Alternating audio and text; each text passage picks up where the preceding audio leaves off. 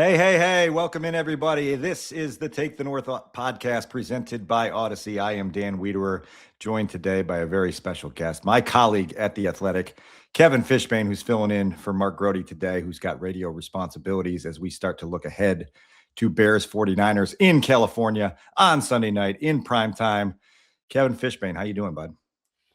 Wait a second, Dan. I thought this was the Game Above Sports Bowl preview podcast, formerly Motor City Bowl. I was all ready to break down Northwestern Central Michigan, but probably not a smart idea because I think this podcast will come out after the game's over. Incorrect. We have not yet changed our name to Take the whatever you just said bowl game edition. So that may come at some point. The Illini have got a big bowl down in Nashville, and that would probably be more up the radar for someone like me than whatever you just said. I don't know what that was that you just said, but apparently that's a game. I could adjust. I'm going to adjust on the fly. Yeah. You've been good at adjusting on the fly all season, including taking me on as your teammate. I imagine that's been a major adjustment for you, dealing with my eccentricities and my high maintenance ways, huh? No, it's been great. I think our coverage has matched the team on the field that we're covering. And, Ben Johnson says every week's its own week. And we're just trying to go 1-0 this week. And this week's a big one. And I think, our hay's in the barn in terms of we've got some great stories up. And then this is the last piece of hay to get in the barn for John Fox. Like to get that pitchfork, get that hay, get it in the barn, close the doors, and move on to the next order of business. We are going to talk a lot about Bears 49ers. This is a huge game, and it's weird that it comes in a holiday week because it does kind of feel like there's been a breakup of the momentum that came. But before we get to all of that stuff looking forward, we've got some housekeeping to do here in the first segment, and some of it is recapping last week's game, which was one of the all-time wins that you and I have seen. Our time on the beat is identical, goes back to 2013 with the Bears. You started a little bit before I did, but this is a win that is going to be remembered, I think most people believe, in 25 years because of the nature of the win, because of the opponent, because of the way it finished. We're going to hear from Bears offensive coordinator Declan Doyle in a couple minutes, but as you sort of processed this over the last 6 days of trying to figure out what we witnessed at Soldier Field on Saturday night, where's your head at? It's funny that you mentioned the holidays earlier, Dan, because of the scheduling, you see a lot of family after the game. Yeah. Right.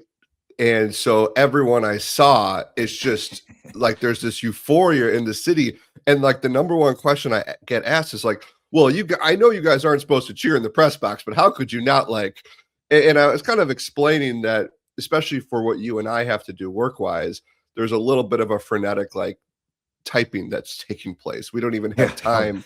Like we might exclaim like, whoa, that's probably the most that we'll do. And our specific section of the press box is extremely professional. But with all that said, I did tell Good distinction everybody there, by the way. Yes.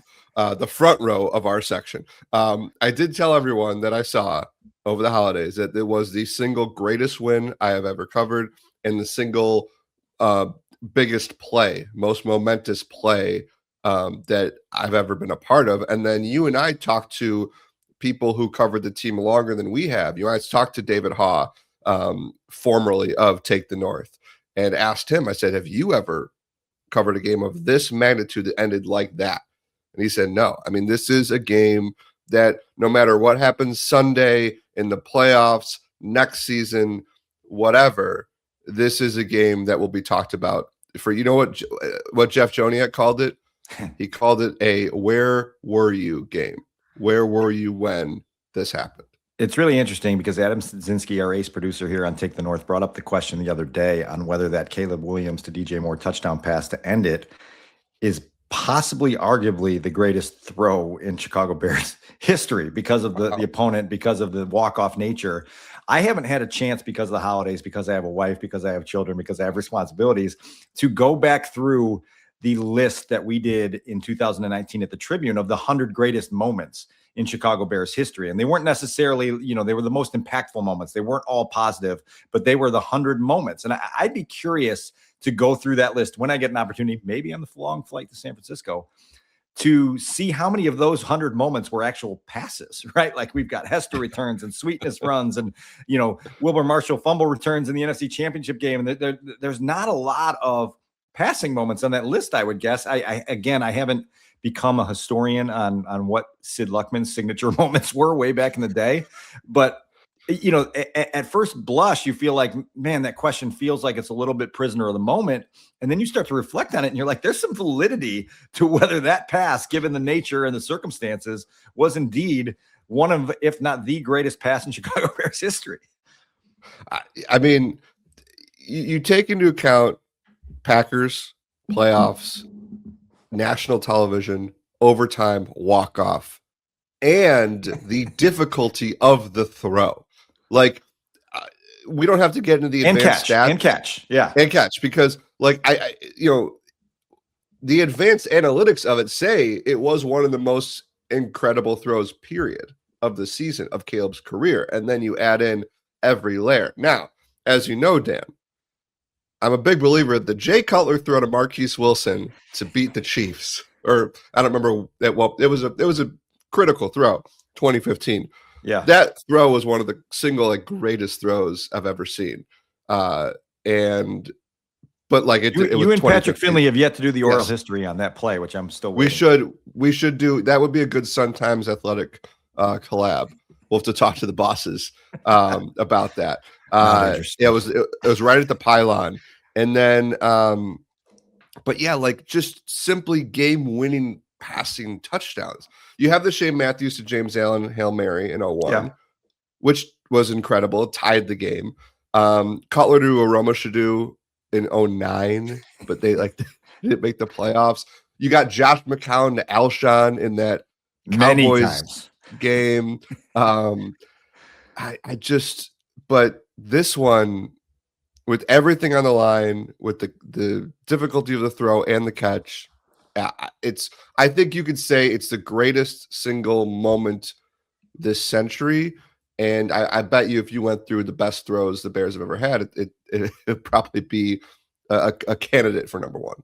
So you sort of touched on it a little bit. Our vantage point from the press box is it's a cool vantage point because you get to look down on everything and to just watch. I've described it all week to people of just the sea of celebration below you. And obviously we feel it in the press box because people right below us are banging on these steel walls and it's literally vibrating the press box where we're doing our work. But you see, again, people hugging, people throwing the last 3 ounces of beer that they have up in the air. Like it is just an absolute mosh pit of euphoria. And it's really cool to kind of take that in and see what that explosion is. And then you turn to your left, from where we sit, and you see Caleb sort of just standing there with that sort of assassin's look on his face. I'm like, yeah, I did that. As he gets mobbed, DJ's mobbed in the end zone where he's in pure exhaustion.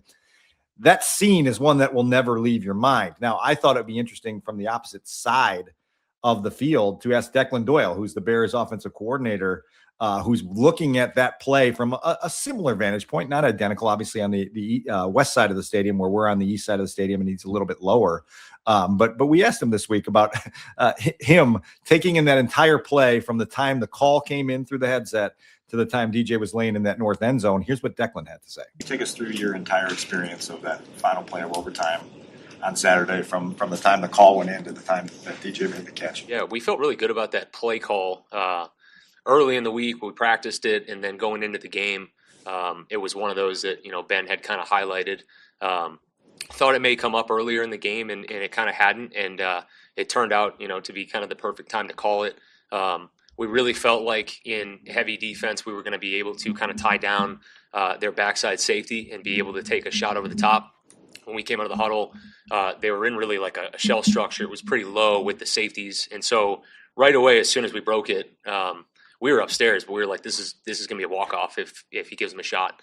And it just so happens he turns his back to the defense. He gets to the top of the drop, and he felt like DJ had a step, and he laid an outstanding ball into the wind out there for him to run down and go get it.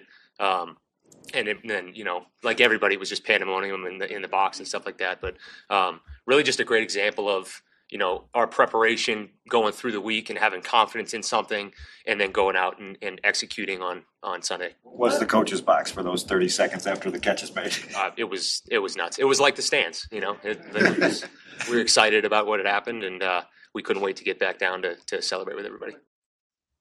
Cool stuff there, Kev, from the OC, of just kind of to giving you a little bit of the inside football stuff there, with the idea that once the call came in and they saw what they were facing defensively, that they felt like they had a walk-off from above, and then to see it come to fruition and then, ignite that celebration. That's fun stuff that again, you and I have not had a lot of opportunity to chronicle over the years.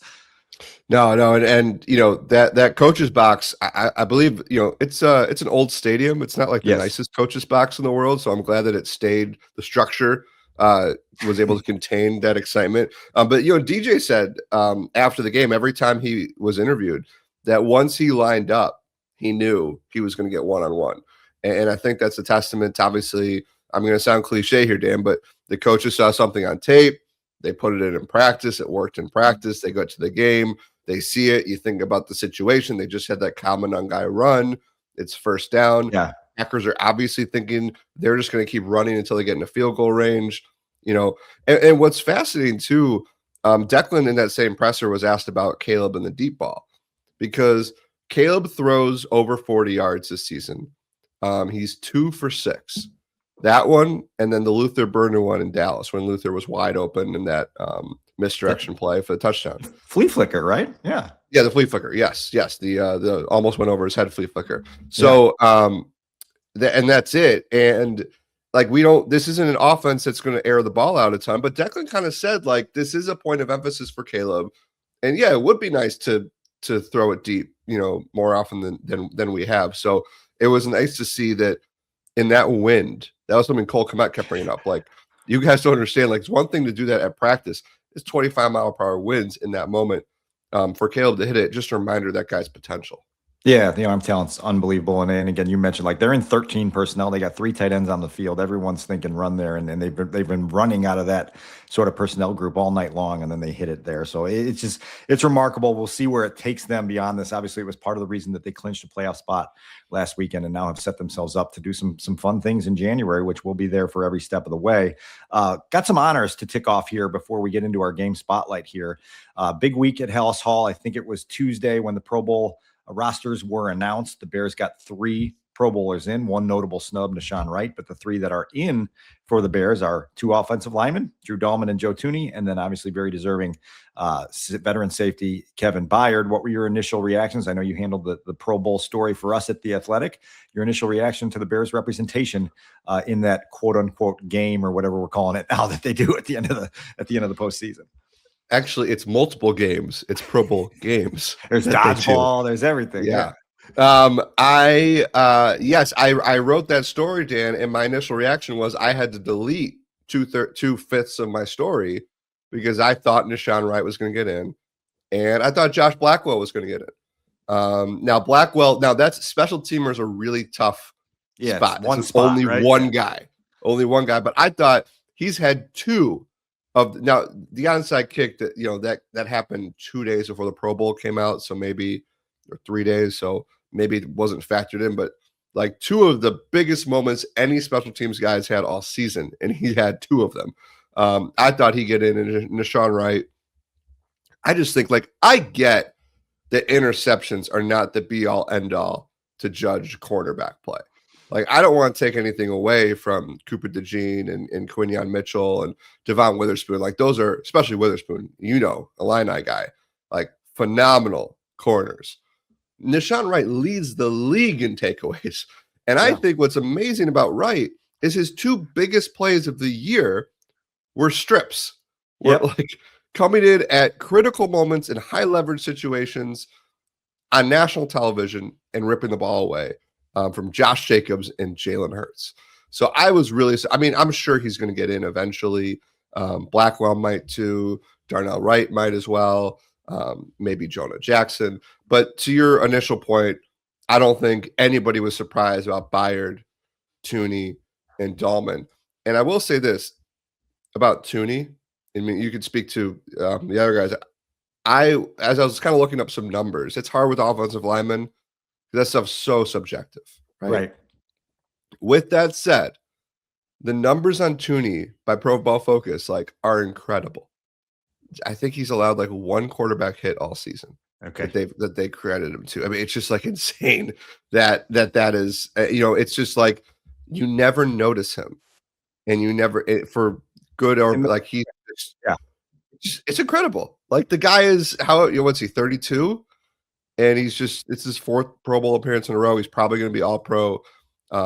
Yeah, I think it's pretty remarkable what he's done. Yeah, I mean, with him, it's the durability, reliability piece that's just amazing to me. The guy's missed 4 games, regular season and postseason combined over his career. He's got 4 Super Bowl rings, right? When you're putting those two things side by side, and you're like, okay, this guy is somebody we can depend on. And then the other part of it is he's just part of this interior offensive line where they obviously had a vision and they attacked to make that vision come to life in the spring and then brought it to life during the regular season. That interior offensive line, a year removed from walking to training camp with Coleman Shelton, Tevin Jenkins, and Nate Davis, you start to do that cross comparison and you're like, yeah, no wonder the quarterback feels more comfortable. No wonder the quarterback is a little bit more confident, at keeping himself upright. And so that part of this equation is pretty cool to watch as well. I mean, we can get into more of that as the weeks go on, but the refurbishment of that interior offensive line is such a small, underrated story of why this team has done such big things here within 2025.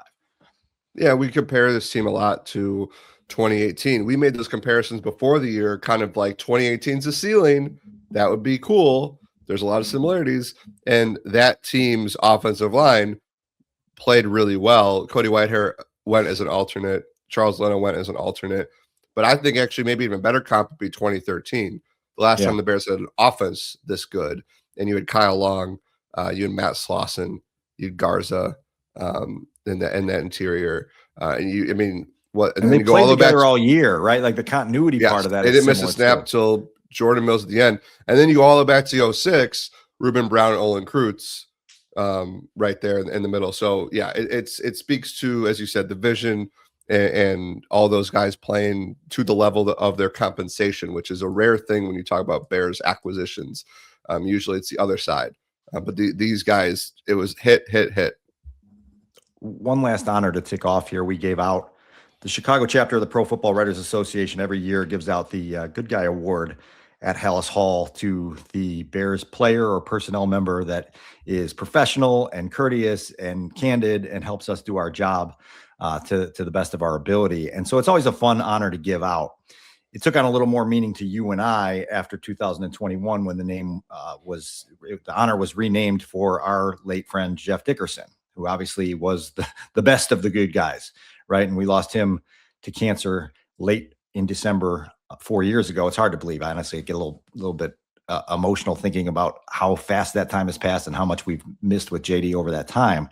But it's always it's a meaningful honor to give out because people like us who take this job very seriously are very appreciative of those that we work with at Halas Hall within the Bears organization who take our job seriously, right? And so this year's honoree is very fitting of that, and a guy that I think Jeff would have loved to hang out with and talk to and just pick his brain on. And it was Kevin Byard, the Pro Bowler, who on Tuesday was honored with multiple awards. He gets his third trip to the Pro Bowl, and then he gets an opportunity to visit with us in the media room to receive his Good Guy Award from Patrick Finley. I wanted to play a little bit of KB just after he was alerted that this honor was his.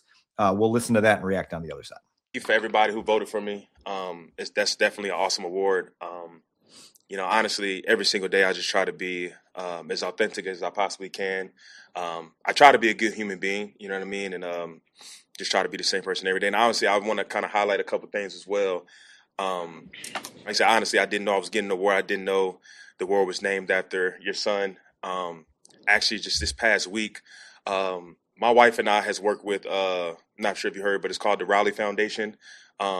It funds cancer research for children, cancer. And just this past week, for the holidays, we hosted a Milk and Cookies holiday party for the children. We worked with them for the past 9 years, and it's just an awesome thing. So, I definitely know the impact of, what cancer can do to people. And so, obviously that's one reason why we support that foundation, because we definitely want to continue to try to raise money and fund money for that, for a cure for cancer. Real quick context there, Kevin, as you're listening to that. Jeff Dickerson's parents, George and Sandy, have come to that award presentation every year since Jeff's passing, which is an incredible touch for them to continue to come out and be part of that ceremony. And so to listen to KB kind of address them a little bit and talk about some of the work he's done with cancer. He will get a $1,000 donation to the charity of his choice from the Jeff Dickerson Vaughn McClure Foundation. That's another little element to this award that's meaningful to all of us. But wanted to give you a minute to kind of react and reflect to this award and obviously what it means to us because of our friendship with Jeff. Yeah, every time we give this award out, I think like what you said, JD would have loved this guy. It's been Cole in the past. JD would have been talking with Cole about Parker's baseball all the time. And JD loved guys who played multiple sports through high school. And he would have loved Cole. He would have loved Byers. He would have loved just going and just chatting with him. And JD didn't suffer fools. Like, we've been around guys who maybe aren't as friendly to the media, and JD would be like, guys, just don't talk to him and go talk to Kevin Byers. We don't have we don't really have any guys like that on this team, but we've obviously been around guys like that. So, and I think too, Dan, I mean, you had it much more intimately because you wrote a profile of Kevin Byers, a phenomenal one about his Ironman streak and what this game means to him. I look back at like my favorite stories of the year, writing about good, better, best, writing about what makes Dennis Allen's third down defense so interesting. In both of those stories, like the key quote was Kevin Byers. Like, he is just that guy that like you need that meaningful, you want thoughtful, you want somebody who's willing to take the time, even if they did 2 or 3 scrums that week. He's the guy we went to. And just to boot, he's had a great season on the field as well. So yeah, I mean, as deserving as anybody we've given that award to. Yeah, you mentioned it was Cole last year, the year before that, Eddie Jackson, the year before that, Cole again. So there is a little bit of some fun in dealing with guys, and it's good to give them their recognition after we've given them their recognition, because it's very helpful to us loving what we do the way we love what we do, because they help us to do it at the highest level possible. All right, we're going to shift now into our Take the North game spotlight. You and I are getting on flights on Saturday to go to San Francisco, and ultimately the game will be in Santa Clara at Levi's Stadium. I've joked a few times this week that this could be the first of 3 trips for us to Santa Clara in the next month and a half if the Bears were to run into the 49ers in the playoffs on the road, and then obviously the Super Bowl site as well for Super Bowl 60, which is coming up in February. But I did want to take a minute to just kind of shine the light on what this game is. I do think that there is a little bit of awkwardness to it, coming off of what we talked about at the opening, where you have this incredible exhilaration attached to that Packers win last week. The following day, you get your playoff ticket punched. You're in a holiday week. It feels like a strange spot for the Bears. This team all year has been really good at resetting and refocusing and getting themselves onto the next thing. This, to me, feels like the most dangerous little speed bump on their road this year. And so I wanted to start there on how you feel the dynamics of this very interesting, emotional week is going to play in potentially to what happens on the field Sunday night in Santa Clara. Yeah, Dan, it's a great point. I do wonder, would you be almost more nervous in a sense if it were the trip to play the Raiders? You know what I mean? Like the fact is the 49ers maybe forces them to not let up a little at all. Like they're not going to be looking past the 49ers at all because they've won 5 in a row. They still are in play for the 1 seed, and what we've seen what Brock Purdy can do, and Kittle and McCaffrey. But you're right. I think that just naturally that high of Saturday night is very difficult to just rewire your brain and get ready for another massive game. I mean, this is now, we've been talking about each week is like its own playoff week. This is now your playoffs to win the division and or get the 1 seed, which is possible. So yeah, it is an awkward matchup. I think that's the right word for it. I was reading, I believe it was Action Network, so I want to make sure I get my credit right, that teams, let me get road underdogs on more rest against a home team with shorter rest actually perform quite poorly. Okay. It's like the numbers, because we sit here and be like, oh, well, the Bears have 2 extra days rest, and the 49ers were on the road for a Monday night game. Indy. The numbers actually seem to back the Niners historically, as long as they're the home favorite. That should still help them. So again, historically, that hasn't been a big advantage, but I do think where it could come into play, I know we'll get into the X's and O's, if Kittle cannot go, partly because of the short week element, that plays a massive role. If Luther Burden is able to go because he had an extra couple days, that's where I think that stuff comes into play. I want to make it clear that coaches and players don't view this or experience this the way we as reporters or people as fans do. But that said, you said something in the outset about how you were visiting with family for the holidays this week, and all anyone wanted to talk about was the Green Bay game. Probably got 9 questions about Green Bay and 1 about San Francisco, right? Like, that's the ratio of what people were doing. These players are visiting with family. I'm sure they spent a lot of time reliving the glory of that Packers win and what it meant to this city. And so like, there is obviously the 49ers are the biggest challenge on the slate this week, but human nature is also an opponent of the Bears this week that wants to kind of exhale, that want to even like take this achievement. It's the first tangible achievement they have of clinching a playoff berth, and to just wrap your arms around it and hug it. And obviously Ben Johnson at the top is a great tone setter and saying, like, stop hugging that. We've got to go beat the 49ers on Sunday night. This is 2 11-win teams playing on Sunday Night Football in a huge stage that's going to have a playoff atmosphere to it, with the 1 seed in the NFC just sitting there, right? Like, there to be taken.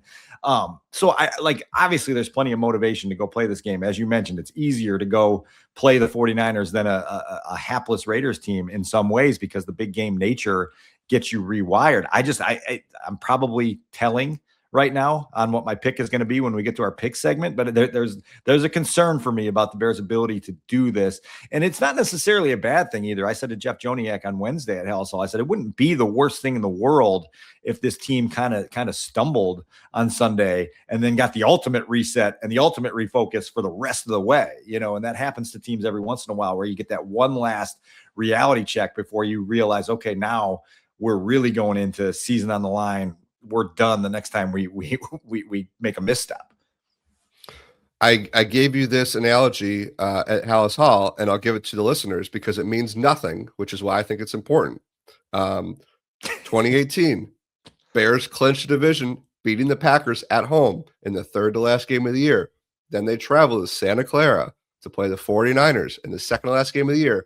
They win, but Cody Parkey missed a 37-yard field goal. And you wonder, if they had lost, and that field goal was part of the reason they lost, would the Bears have kind of been forced to do something in that final week as they get ready for the playoffs? Or anything that happened in that game might have changed things for that playoff trajectory. Who knows? Again, means nothing, but I like the synergy there. But yeah, I mean, you could totally see the narrative where if they lose Sunday, beat the Lions, win the division, get a win or 2 in the playoffs, that they'll say, we'll look back and say, yeah, it was good to get punched in the mouth by a really good team because it forced us to look at X, Y, and Z. We made those corrections, and and the rest is history. So there's a way that could be spun.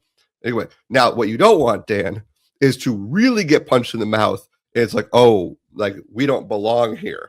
Right. Sure. And because there's been all this stuff like how good are the Bears really, and yeah. all the, I think they're past that, and the 49ers defense just I don't think is good enough to create that scenario.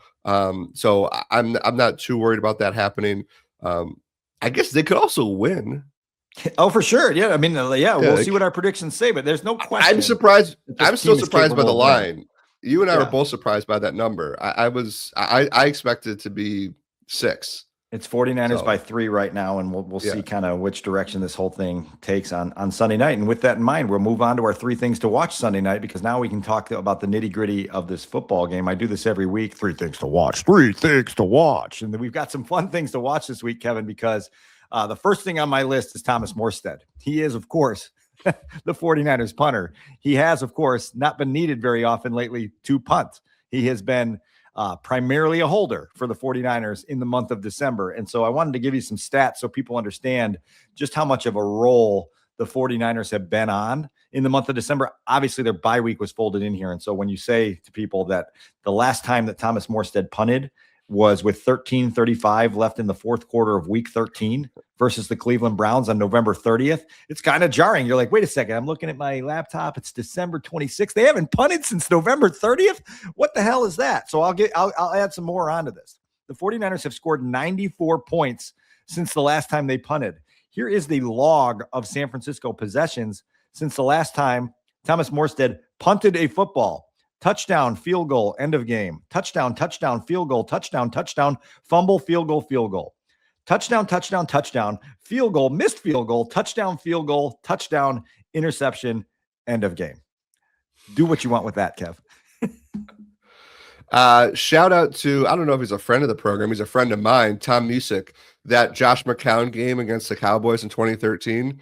I believe after the game, Tom's story was talking to Adam Podlesh about what it was like to not punt, which for a Chicago Bears team to have completed a game in which they did not punt was unheard of at that moment. Now in the NFL, it's a little more likely, but this streak it's wild. And that it brings up, Dan, what is this? The scariest matchup of the game, what Brock Purdy and Christian McCaffrey can do against a Bears defense, which as opportunistic as it's been, as great as it was in the red zone versus Green Bay and third down, all that stuff, they're one of the worst in the league in yards allowed per play.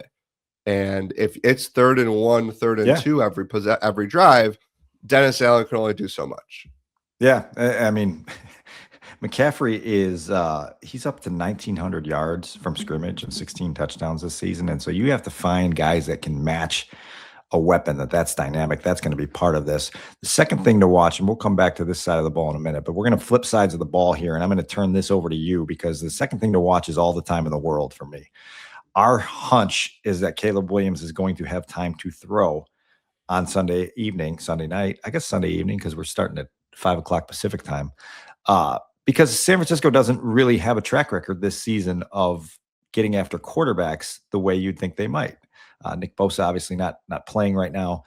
So you can let our audience know some of the things you've uncovered about the pressure production of this 49ers defense and what potentially that could mean for a Bears offense that's looking for some answers in the passing game. So, Dan, you mentioned that sack rate. It is 32nd in the NFL. And not only is it 32nd in the NFL, 3.49%. So 3.49% of opposing pass attempts against San Francisco have ended in a sack. That is a full 1.2% below the team that is ranked 31st.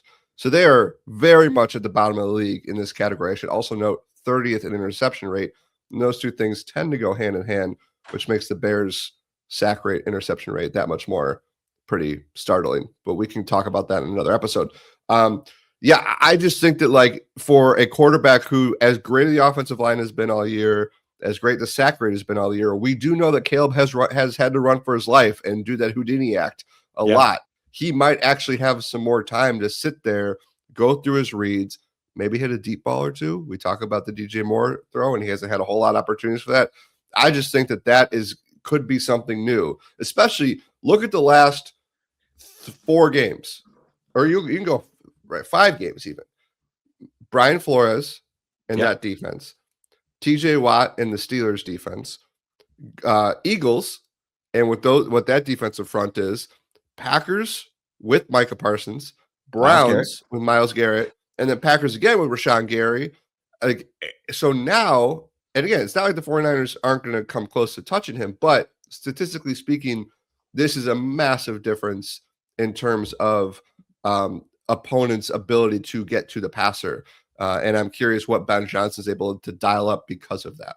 Statistically speaking, I think Caleb Williams is 600 yards shy of 4,000 with 2 games to play. I think he is 438 yards shy of Eric Kramer's single season Bears passing record. Things to keep an eye on over the next couple weeks. And with what you mentioned, if he's got more time to throw, does the passing production go up and unlock some storylines for everyone on that front? The last thing we're going to watch here is Red Alert. 49ers offense versus Bears defense. This is the 49ers rank 8th in the red zone this season, 63%. The Bears red zone defense 9th, 54%. 49ers also 2nd in the NFL in third down percentage on offense. They're at an even 50%. The Bears, as you chronicled earlier in the year, pretty good on third down. They've slipped a little bit. They're down to 13th. But by my count here at 39% with what they're allowing. But this is interesting. Situational football is going to be a big deal Sunday night, both on third down. You mentioned if it's third and short, you're here facing steeper odds. And in the red zone, which the Bears were great against the Packers on after emphasizing it all week. They went 5 for 5 of holding Green Bay out of the end zone when they got inside the red zone. And so this is going to be a fascinating little chess match when we get into the situational football aspect here between Kyle Shanahan and Dennis Allen. Here's a guy I'm going to kind of circle and watch a little bit closer on Sunday night, Grady Jarrett, because I think that you and I think have both noticed it's been probably 4 or 5 games now. He's really started to come on. He's not Grady Jarrett of 5, 6, 7 years ago, maybe, but you're noticing him. He had 7 tackles against Green Bay. Ben Johnson singled him out. And I think if you're going to get to Purdy, that interior pass rush, like just to move him off his spot, if you're able to do it without blitzing, he's the guy I'm kind of very interested to see. Can he get home? Can he build on what he's been doing? A player who would really benefit from an extra day of rest. And I just don't like, he's frankly the last month, Grady Jarrett's been more consistent than Gervon Dexter in terms of getting that pocket push. Can Dexter get a big player too? But it's like Jarrett gets the push, and then the 6'5" Dexter get those, the big paws up in the air to maybe knock down a pass, because you got to find a way to rattle Purdy. It's just, I know it's like that is a strategy every week, but I think with an offense that's humming like this, it's like who can get to him fastest, and just Jarrett might be your best opportunity. A younger version of Grady Jarrett playing on a team that had Kyle Shanahan once sacked Tom Brady 3 times in a Super Bowl. So that's just a little Kevin Fishbain fun fact to throw in here at the end of the 3 things to watch here. I did want to play a little bit of Dennis Allen here because he was asked this week about the 49ers' prowess of being really, really good on third down in the red zone. Here's what DA had to say. Yeah, I mean, number one is they do a really good job of executing on first and second down. They do a great job of kind of staying ahead of the chains. I think that helps them in terms of their ability to execute on third down. And then, like I said, they do a great job of getting to spots. The quarterback does a really good job of reading out the defense, throwing it to the open guy. It's tough to deal with. Their ability to run the football down there in the red area, I think, helps them out a lot. So it's a good football team. It's a really good offense. And they're extremely well coached. How do you know when a team is really well coached? You just watch the speed at which they operate, up front, in the running game, and how they get to their landmarks and how they get to their spots, and how all the offensive linemen are working in unison in terms of how they run their routes. Like, each player will run a certain route. And no matter who the player is, it looks the same, and so that to me is the detail in the coaching. And I think that's what makes it really tough to defend, because, a lot of teams do they have the same plays. Okay. But how they execute those plays sometimes looks different. And I think San Francisco, they've done it for a long time, and they execute at a really high level.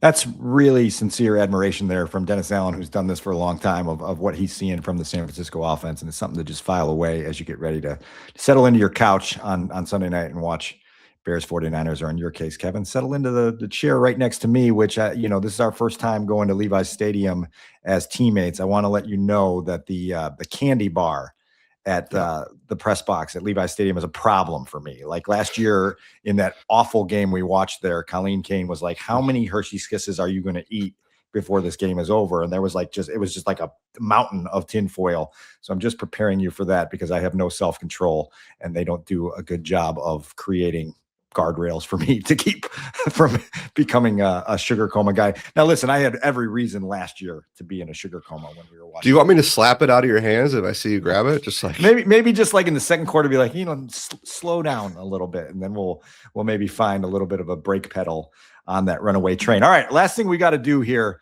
today is predictions and our best bet segment. So we're going to bring in our ace producer, Adam Studzinski, to offer up our best bet of the week. Hey guys, how's everyone doing? Great. So real quick, I wanted to circle back on something because Kevin, you brought up that 2015 game against the Chiefs. I'm glad you brought that up because that is actually one of my favorite Bears games ever, if only because the way they won it was great, right? But I watched the end of that game after I ran the Chicago Marathon for the first time, and so I was at my. When I finished the marathon, I didn't have my phone on me. So the first thing I did was ask what the score of the game was. And it was like halftime and they were losing. I was like, okay, whatever. I get back to my friend's apartment where I was staying that weekend. And I watched the end of the game. Like I couldn't stand anymore. So I was sitting like at the end of the couch, like with my legs just spread out. And Jay Cutler throws that touchdown. And I just went like this. and I actually like yelled a little bit and almost woke up my friend who was working overnights and trying to sleep. So, but anyway, I just had to bring that up because that was a really good throw and really good game. Anyway, yeah, 2 touchdowns in the final 3 minutes. Yeah, that was a crazy game. So anyway, to the bet segment, and the best bet segment is brought to you by FanDuel Sportsbook. Make every moment more.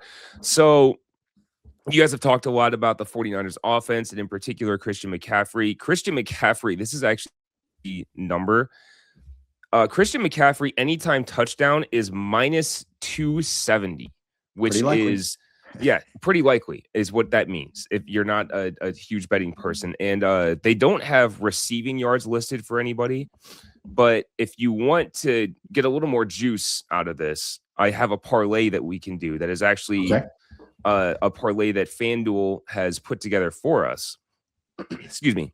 So if you want to take that Christian McCaffrey touchdown and group it together with a DeAndre Swift anytime touchdown, a Brock Purdy 250 plus passing yards, and a Kyle Monangai 30 plus rushing yards, that gets you up to plus 505. Wow. So there you go. I personally, I'll take I would sprinkle a little bit on. I'd put $10 on that parlay personally. So what do you guys think? That's an involved bet there. This might be the most involved best bet of the week segment of Take the North this season. I'm going to fade that one a little bit. I like where your head's at. I'm going to watch you from afar, try to root that one out. I'm going to fade that one. There's just too many things that need to go right there, including two running backs doing positive things at the same time. Interesting though. I'm not like fully against it. It feels like a lot. It feels like a lot for me. Kev? I'm looking at the Caleb Williams pass attempts or pass completions props. We talked earlier about time in the pocket. Dan and I certainly expect the 49ers to score a lot of points, so the Bears will be playing from behind. I wonder if there's an opportunity there if Caleb's going to be throwing the ball more than he usually does. So I don't know what Studs, what are FanDuel's numbers on that? So they don't have attempts listed, but they have passing yards. So his passing yard prop for this game is 224.5, which is at minus 114 if you want to place that bet. Yeah, I could go. It's funny though, because like if the Bears play the game they want to play and they get control, he's not gonna. They're not going to being safe and secure. Yeah. So that's an interesting one. I'm not gonna. Obviously, I won't name the sports book, but I do see up somewhere else that 19.5 completions. Maybe. Will you also subscribe to Studs' parlay? Will you go after that a little bit? Oh, it's a deep breath from Kev. No. I'm the only one. I like it though. Okay. I like it. It's a fun one. It's a fun one. But it's funny because once you said Christian McCaffrey minus 270, you're like, I'm gonna parlay it. I'm like, oh, this is great because you put minus 270 with one other, and then we're good to go. But you went hog wild there, Studs. Which I love it. It's what we got to do after the holidays. We got to make up for some of the money we spent on those. That's right. That's right. All right. Well, all right. I'll be the only one making money on Sunday. That's fine. The best bet segment was brought to you by FanDuel Sportsbook. Make every moment more. Before we let you go, Studs, you got your prediction here before you jump out here. Okay. So I've gone back and forth on this one a lot. I do think it's going to be a high scoring game, kind of like what you guys have hinted at throughout this one. I do think the 49ers will punt for the first time since Okay. late November. I think the 49ers are going. This is a rare thing for me, Kevin. I'm picking not the Bears. I do think the 49ers are going to win 30-27, and maybe a field goal in the last minute of the game or something like that is what gives them the win. I think it's a tough task for the Bears this week, and they might already be division champs when the game starts. Not that should affect their mentality. It'll affect my mentality watching the game, though. So, I think the 49ers win the game, though. Kevin, that stud's living up to his reputation as a Bears hater. It's your turn to pick against the Bears. Well, kind of going off what Stud said about division, I'm curious if the Panthers beat the Seahawks in the afternoon. I mean, this is not the 2013 Bears, but Dan, you remember 2013? Like every single thing happened in that week lead up to Bears Eagles, where all they had to do was win, and then they lost by 40. Yeah, that's not going to happen. But I am curious, like if the Seahawks lose to the Panthers, do players and coaches catch wind of that? I don't know. I've got 49ers 36, Bears 25. I just think it's just tough to slow down that locomotive the way it's going right now in Santa Clara. I don't think it's going to be a blowout. I don't think we'll come out of there being like, oh my God, what is this team going to do in the playoffs? I just think it's going to be, you faced a really good offense that is just humming, and you figure things out for the week ahead. I'm going to be the third of three to predict the 49ers not only to win, but to reach 30 points. It's 31-20 for me. I think you've heard my concern throughout the podcast about where this spot is for the Bears. And obviously with everything at stake, they can prove us wrong and continue to surpass expectations and defy the odds as they've done really since week 3 on. So that's me, 31-20 49ers. That's a clean sweep from this episode of Take the North for the 49ers beating the Bears.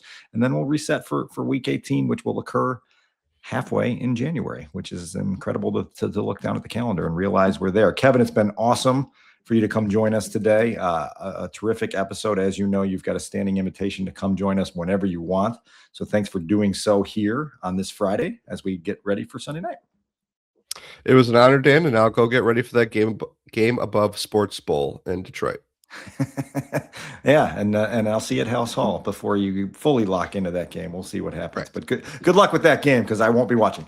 All right, everybody. That's Kevin Fishbain, my colleague at The Athletic. For our ace producer, Adam Stanzinski, I am Dan Wiederer, also of The Athletic. This is the Take the North podcast. Thanks for joining us today. Great talk. See you out there.